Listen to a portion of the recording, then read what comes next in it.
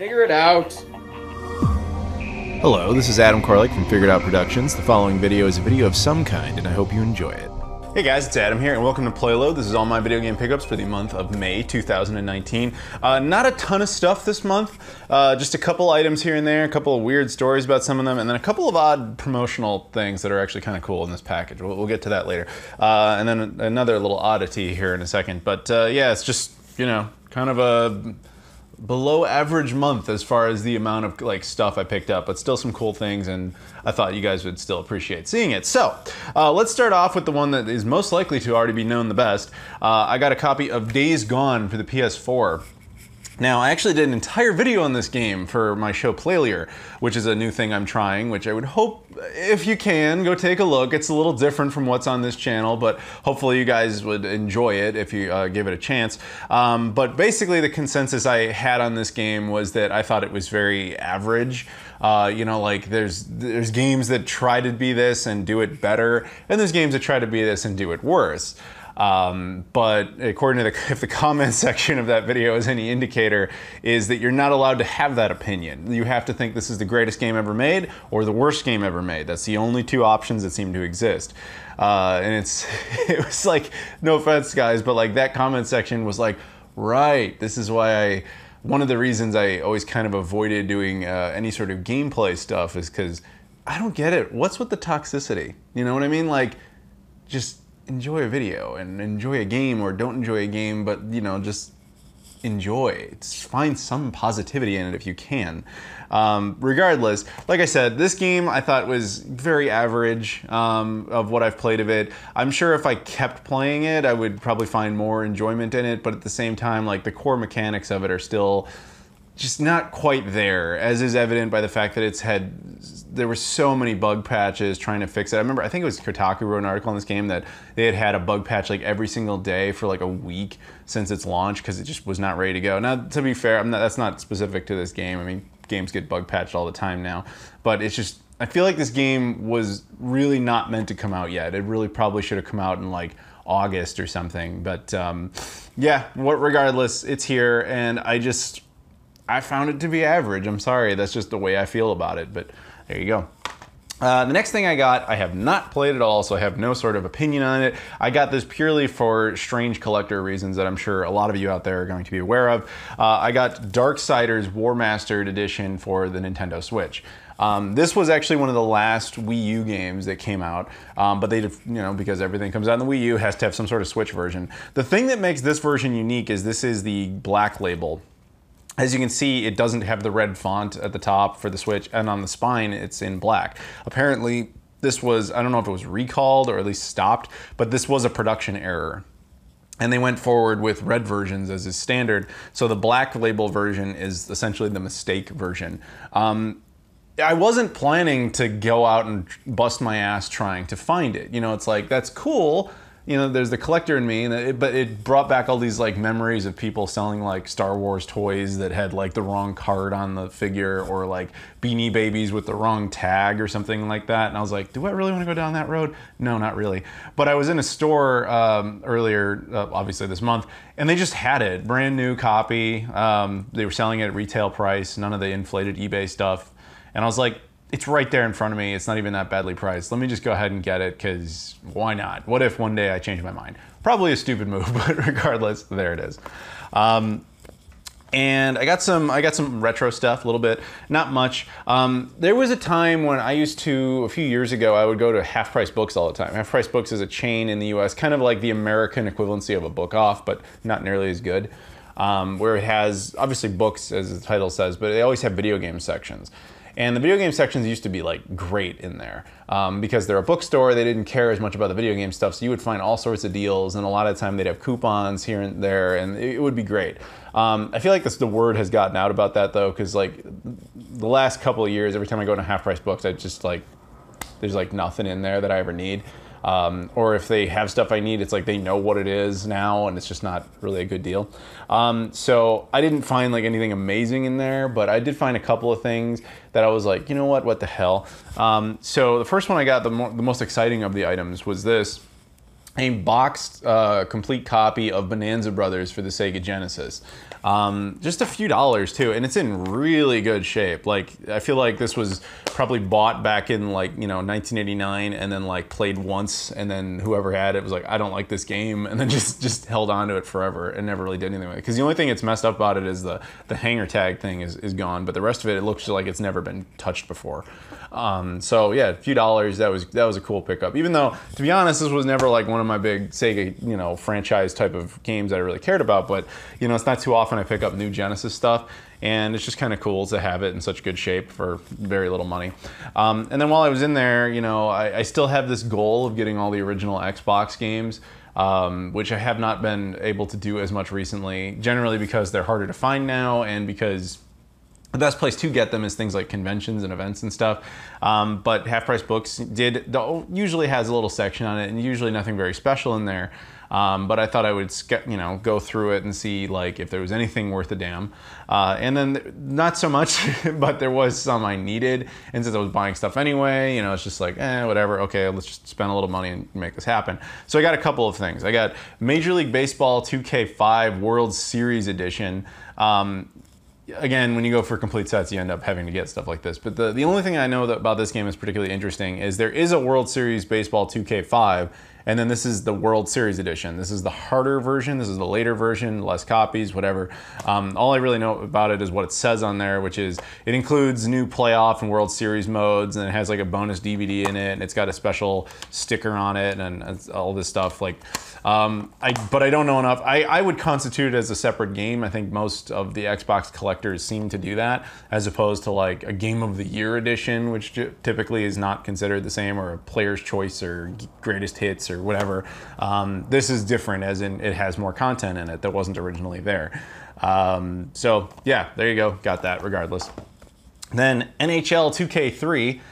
Funny enough, made by Sega. That was, I believe, the last year that Sega was making the sports game. No, I'm sorry, they continued to do that into 2K4. But yes, the Sega used to make the sports games for the young kids out there who don't know. And eventually they sold off Visual Concepts, which was the team that made that. And Visual Concepts was bought by a company called Take-Two, who rebranded them into 2K, who started making these. So there you go, modern day 2K. It was once a section of Sega called Visual Concepts. But yeah, just another game I needed. And it's kind of, the only thing, again, kind of cool about it in both of these cases is that I know they were I guess cases is the appropriate term. These are the original cases because they have the actual sticker. Like, that has the World Series sticker on it. This has the Hockey Rules NHL sticker on it. So yeah, that's cool. No need to make sacrificial cases out of them. And then the other two I got were kind of funny because these brought back some memories. I got Backyard Wrestling, Don't Try This at Home, and Backyard Wrestling 2, There Goes the Neighborhood. This is, I mean, I do not follow modern wrestling at all. But when I was a kid, about the time when these would have been coming out, or when I would have been age appropriate for these, to be their target demographic, I should say, despite the fact that they're M for mature, let's face it, these were really meant more for, like, you know, 14 and 15-year-olds. I remember that time, like, everybody was imitating wrestling as much as they could. Like, people, like, there was a time in the really late 90s where the WWE was like, or WWF at the time was like this most ridiculously popular thing, and kids were constantly imitating it. They obviously weren't supposed to do that and all that stuff. Wrestling was just super, super popular. And obviously at around that time that IDOS, who made these, just decided to capitalize on it. It's like, well, let's own the fact that people are like doing stupid wrestling moves in their backyard and just make a game out of it. And that way you could have a wrestling game that wasn't licensed by the WWF, but hopefully you get some spillover sales.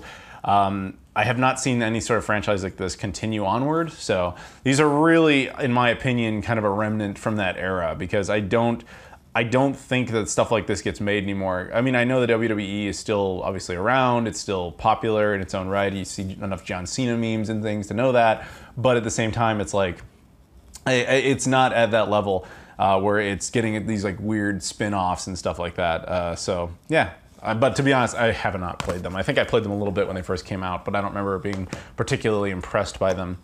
So the next stuff up is a little weird. So I have a cousin who is really not into video games. He has not been since he was a kid, but his siblings had kids of their own, and he wanted to be a good uncle. and would, you know, he bought, at one point he decided to buy a Wii U. And he decided he would have that around so that when the kids came over, they would have something to do, right? I can't stress enough, he's really not a gamer. Like, he was willing to occasionally try it, see if he liked it, whatever. Ultimately, it was one of these things where he probably had this idea, he did it, and it was probably used a handful of times, and then nothing ever really came of it. So recently, he decided to get rid of it. But he decided to offer the games to me in case I wanted them, because he wasn't, you know, the kids didn't want it, nobody wanted it. And I think he was just gonna like flip the console, but he just said, he was like, the games, do you want any of these? Because I'm just gonna get rid of it. So I was like, okay. So I took the ones that, there weren't many. Like, he, you know, he really didn't buy much for it. It was like he bought all this stuff at once and then just never touched it again. So this is what he got. He got Wheel of Fortune. I know, it's funny, I know he bought this one specifically for himself. Because he was just like, you know, maybe I'll find something on that that's interesting. He likes Wheel of Fortune, you know. It's like, but that's what we're talking about here. This is not meant for people like us as gamers. This is meant for like more casual. I mean, extremely casual, where that's the kind of game that would appeal to them, is something, a game show that they, you know, watch on TV and possibly experiencing it, playing it a little bit, and then moving on. I do remember at one point looking really hard for this game and not being able to find it. This was actually a tough one. So the fact that he had it was strange. So very cool. And again, if you don't know, I am trying to get a full Wii U set. So he actually really helped me here, because there weren't many I still need, and he actually had 2 of them. So really awesome to get that. And the other one he got was clearly meant for the kids who probably never touched it. Kung Fu Panda Showdown of Legendary Legends by Little Orbit, which that name sounds familiar. I think they made a bunch of like odd stuff for the Wii U, but yeah, this thing is essentially untouched. I don't know if they ever played this, but yeah, there you go. So thank you to my cousin, who also hooked me up with these. He knew it played original Wii games, so he decided to get a few for it. Again, same logic. I'm sure it's like, oh, the kids will like this one. Wario Land Shake It. And then this one, you're gonna be surprised I never owned this, but I didn't. Super Mario Galaxy 2. Yeah, he just didn't want any of this stuff and he was getting rid of it. So yeah, it was cool to be able to grab some of that stuff. So thank you again to my cousin very much. And then finally, we got a couple of items here, specifically from Video Games New York. I just went out to New York, and actually at the time I record this, I got back last night. So I went over to the store, and I was able to give him back that Dreamcast I had done, you know, the DC HDMI one. But he also tossed me some stuff that he knew I would enjoy. This was secondary. There was something that came first, and then this happened, but I'm gonna go with the secondary thing first. Because I don't usually include like cables and stuff in PlayLoad, but I thought, what the hell? He included this. This is the Sega Genesis HDMI cable by Hyperkin. My intention is to at some point do, I know Pound is about to come out with theirs, their HDMI cable for the Genesis, and from what I understand from multiple people, the Genesis ones of these are actually good, or they're supposed to be, because there was a lot of effort that was put into them. So my plan at the moment, at the time I say this, is to do some sort of video of the Pound one versus the Hyperkin one, and just make one video. But it's possible that I will change my mind and decide to do separate videos. Actually, you can give me your opinion on that. Put it in the description, or sorry, put it in the comments. Let me know, would you prefer separate videos or prefer a comparison or whatever? But yeah, so long story short, it's exactly what it sounds like. It's a, you know, HDMI cable for the Genesis. I'm skeptical, you know, on stuff like this, because I've used a lot of these cables. I've done a lot of reviews on stuff like this, and the results are always very mixed. But and time enough for that later. But for now, there you go, got that.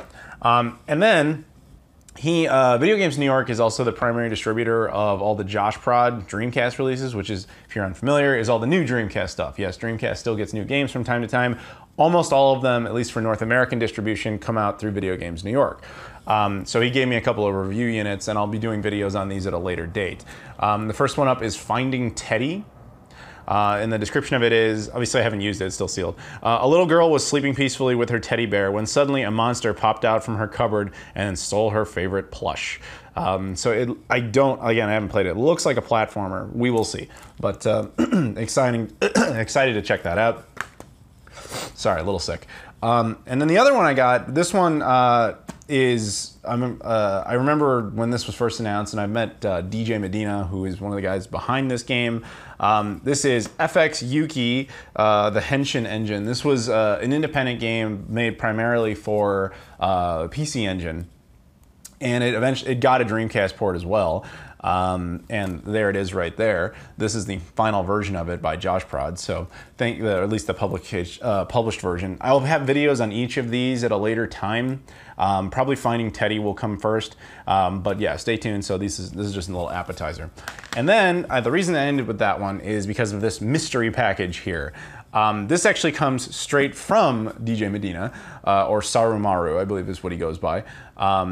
And he sent me this as just a cool thank you for, I guess, for being associated so much with the Dreamcast. You know, he had his reasons.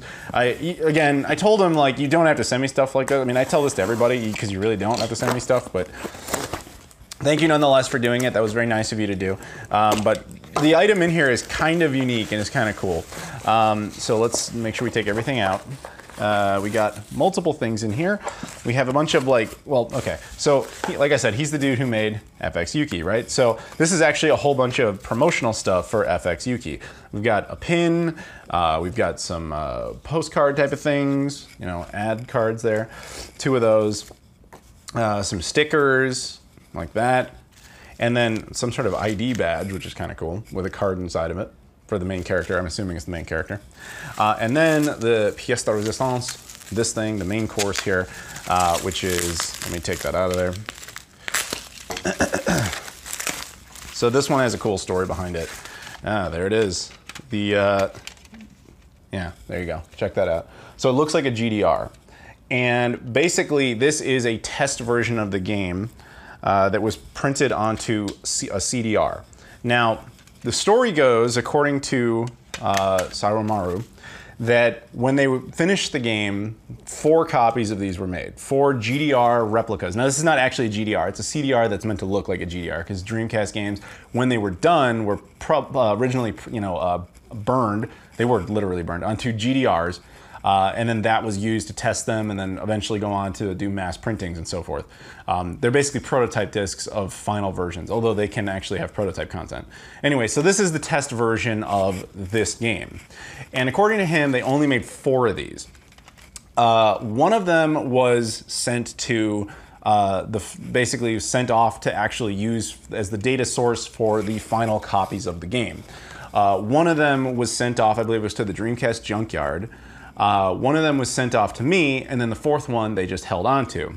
Now this is where it gets really sad, because he sent me one, and then, you know, I noticed like a month went by and it never showed up, and then I just assumed he had forgot to ship it or something. So then I went to check on it, I asked him about it, and he was like, no, I sent that a long time ago. I was like, do you have a tracking number? It was like, no.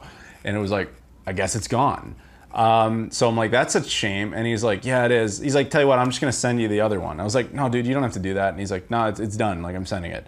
I tried to talk him out of it, but he wouldn't have it. So yeah, this is now one, I guess, of 3 copies of this, because I guess one was lost in the mail, which is just a shame, man, for something so rare and obscure to just kind of die that way.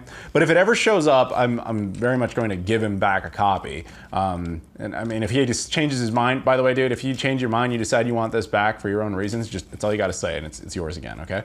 But regardless, thank you very much for doing that. That's really very special, to have the test version of a new game. So thank you very much. But yeah, that's it, guys.